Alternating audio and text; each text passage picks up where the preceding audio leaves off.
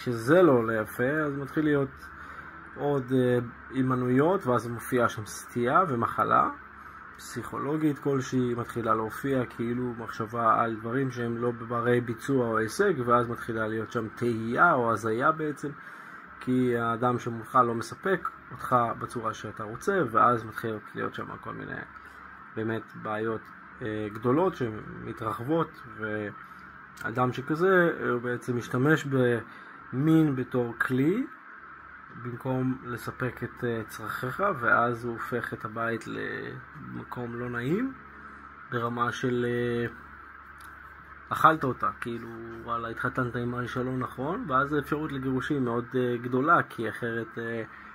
הסטייה המינית תהפוך להיות אובססיבית לאנשים אחרים מלבד מושא ההרצה שאיתו רק איתו אתה יכול לממש,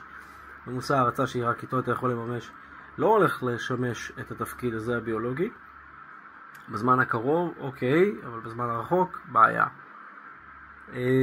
והסינדרומים של ההיפוכונדריה, של כל מיני דברים הופכים להיות מרכזיים, כמו אוי תראה ואוי נשבר ואוי זה, וכל מיני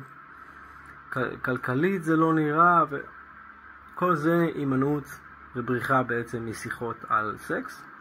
ועל כסף. אם אתם שואלים, כסף הוא הדרך להימנע מלשוחח על סקס, אז בסוף מדברים על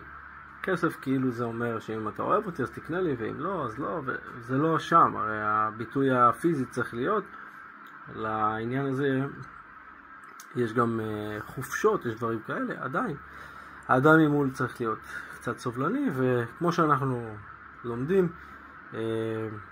יש אנשים שלא חושבים שאי פעם בעצם נמשכת אליהם לאורך כל השנים האלה, או שאתה לא רואה בהם משהו שהוא באמת מתאים לך, והם מעדיפים להסתובב עם התחושה הזאת מאשר להסתובב עם התחושה של וואלה זה יכול להיפטר אם הייתי קצת יותר סובלני עם האיש הזה, או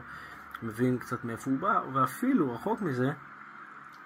מבין למה הוא באמת סירב באותו רגע או באותו יום, ולא הופך את זה אתה ככה עכשיו, חבל על הזמן, חכה שתבוא הביתה חמוד. הבנתם?